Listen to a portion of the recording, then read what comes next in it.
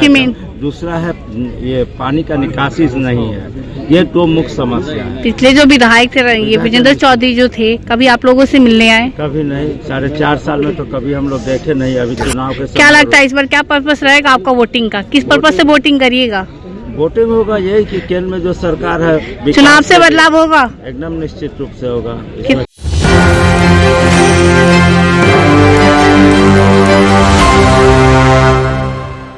में बदलाव होगा? एकदम निश्चित रूप से बदलाव होगा। पिछले 5 साल में क्या लगता है युवा वर्ग में क्या क्या चेंजेस आए? देखिए, कुछ कमी रह गई है स्मार्ट सिटी के कामों में।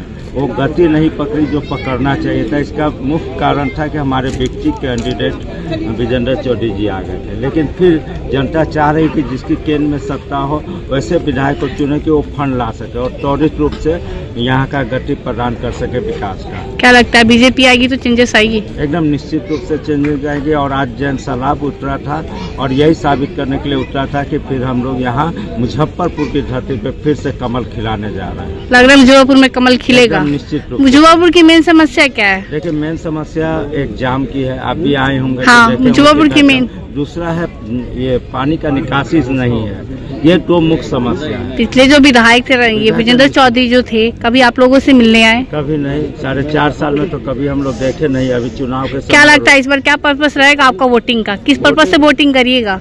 वोटिंग होगा यही कि केंद्र में जो सरकार है, चुनाव से बदलाव होगा? एकदम निश्चित रूप से होगा। इसमें कहीं कोई शंका और शक का गुंजाइश नहीं है।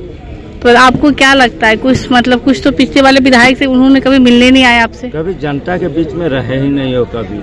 और यहाँ खामियाजा भुगतना पड़ा पिछली बार कमल के हार का। जो विकास होना चाहिए था वो नहीं है। वो विकास रुक गई? एकदम निश्चित रूप से विकास हो गई।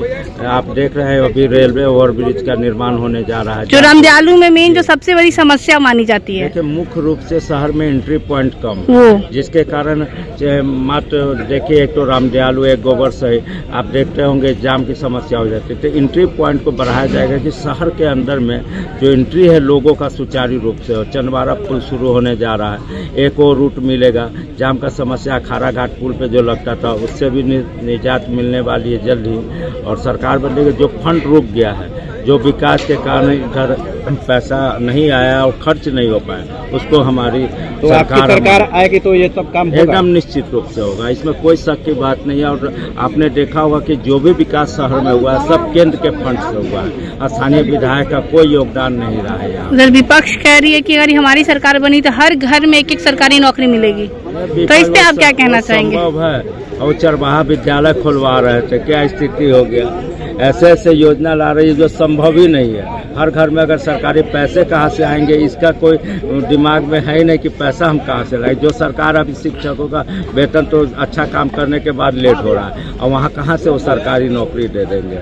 संभव ही नहीं है। ऐसे ऐसे झूठे वादे हैं, बेतुका बयान है इस तरह का। पिछले 5 साल में जो विधायक जो आपके सिर्फ वोटिंग के टाइम आपसे मिलने आते हैं वो 5 साल बाद गायब हो जाते, उनको क्या कहना चाहेंगे आप? उनको कहेंगे कि अब घर में आराम करें। शरीर भी अब साथ नहीं दे रहा है। अब उनको निश्चित रूप से अब बिस्तर पर जाना चाहिए। थोड़ा सा आराम की मुद्रा में आना चाहिए। विजेंद्र चौधरी को आराम की जरूरत है। आराम की जरूरत है। अब उनको चुनाव लड़ना भी नहीं चाहिए था। अब नया विकल्प आया है रंजन कुमार जी के रूप में। अब जनता भी चाह रही थी कि अब नया चेहरा मिले शहर को। और निश्चित रूप से इस बार विधायक के रूप में रंजन कुमार एक नए चेहरा होंगे और आगे विकास की गति को प्रदान करेंगे। आपका परिचय क्या होगा? संजीव झा, पूर्व जिला मंत्री मुजफ्फरपुर।